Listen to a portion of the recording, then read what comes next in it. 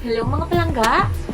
Welcome sa aming channel, ang Rising TV. So kung bago ka pa lang, please hit the subscribe button at i-click na rin ang notification bell para updated ka sa mga new uploads namin. So for today's video, ang gagawin natin ay wala lang, ipapakita ko sa inyo kung paano mag-edit sa KineMaster or KineMaster ng video gamit naman ba meron tayong green screen, keme, at lalagyan natin ng background yung ating video.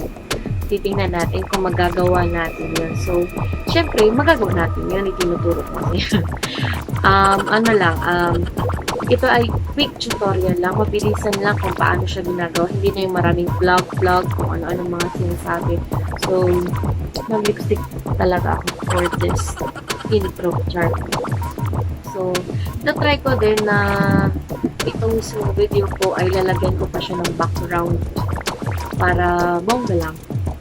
So, kung may mga gusto pa kayo na i-tutor or try nating aralin, comment nyo lang sa aking YouTube channel. Keep watching!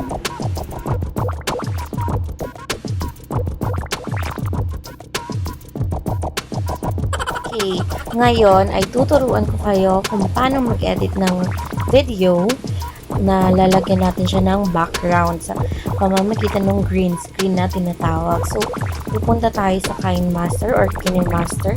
Kayo na ulit ang bahala kung paano nyo babasahin. And then, wait lang.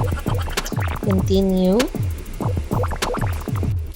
So, create new tayo. Ang size na gagamitin natin, syempre, itong naka-landscape na 16:9. The first thing we need to do is to get the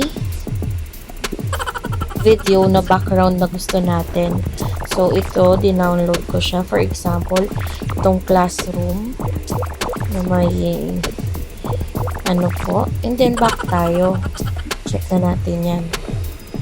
Kung ito na yung ating background, kunti lang yung kailangan natin. Hindi naman natin kailangan ng napakahabang ganyan. Cut lang muna natin siya. So, split natin. Burahin muna natin ito. So, ito na lang yung ating clip.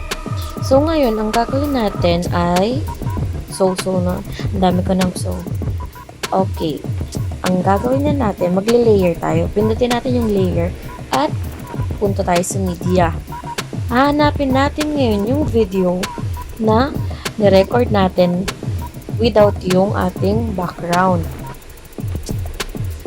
So, yan yung ating video. Hanapin natin. Ito na yung video ko. So, nailagay ko na siya ngayon. Ang sunod nating pipindutin ay itong nasa gitna.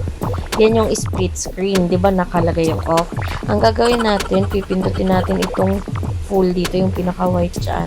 Para umi-stretch yung ating video na kasize niya yung ating background. I-check natin yan. Pag-check natin siya ngayon, pindutin natin yung video na yan at punta tayo sa chroma key. Okay, pag pindot natin ng chroma key, pipindutin natin yung enable. Okay, makikita natin, kailangan ma-dark natin ng gusto yung black at magpa-white natin ng gusto yung white, yung ating tao. Dapat yung tao na, yung ating mismong figure ay white na white, tapos yung background natin dapat black na black. So, pinindot ko yung show mask para makita ko yon kung ano ba yung nakikita pa sa gilid, diba? Meron pang parang ano ng tela. So, gagawin ko, dito ko siya i-adjust. O yan, pag ganyan, kung titingnan natin, halos kitang-kita yung ano ng tela.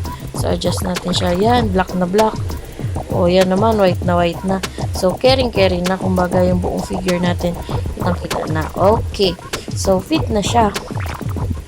O, pag i-plinay natin, nandiyan Hello na mga siya. bata, ako ang inyong guro. Okay, yan. Bining Fritzy. Paano yung lalagyan na naman natin siya ng text halimbawa? O yan. Pipindutin natin ulit yung layer at pipindutin natin yung text. Halimbawa, yung gusto ko ay integers. Okay. Okay lang natin yan. And then, i-adjust natin yung gusto nating size. Kung anong font ba yung bet natin. At kung anong kulay. For example, ganyan yung gusto nating kulay.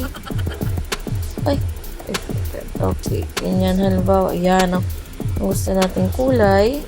Tapos halimbawa, gusto rin natin ng outline yung ating ano yan. Yan lang natin makikita yan dito sa text. Pilitin natin ulit yung text yan. Ngayon gusto naman natin may effect pagpasok niya ganyan. Pag nandiyan dyan siya, mag-float kunyari siya, pa-float, ganyan. Tapos pag paalis na siya, dyan. Yun yung sa in, out, tsaka ano po, in, overall, tsaka out na animation. Yan ay tungkol sa text na inilagay natin. Okay, try natin ngayon panoorin. By the way, kung gusto naman natin lagyan ng sounds, pindutin natin itong audio, and then pili tayo ng sounds na gusto natin. For example, ang aking napili ay oops, itong summer.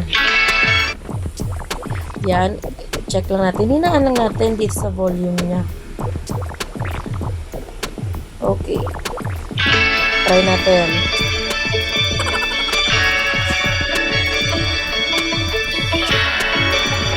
Malay-lay ito yung aking video. Okay, dyan na, pumasok na. Guro, ibining Fritzy, Friend at Malas. Sa araling ito ay pag-aaralan natin ang ating teachers. Okay, kumabak na sa inyo. Ito ang ating alamin. Yan. And, okay. Ganun lang kadali. Para export yan, pindutin lang yung sa gilid. And then, itong export. Yan lang. Salamat. At yun na nga po mga ma'am and sir. So, madaling-madali lang po ang pag-i-edit ng ating video gamit yung kayang master. Pwede rin siya sa Filmora sa laptop. Pero ito kasi parang smartphone lang yung gamit natin. Hawak mo lang kahit saan ka. Pwedeng-pwede. At ang ginamit lang natin dito, itong tela na to, yung pinakamurang green na tela.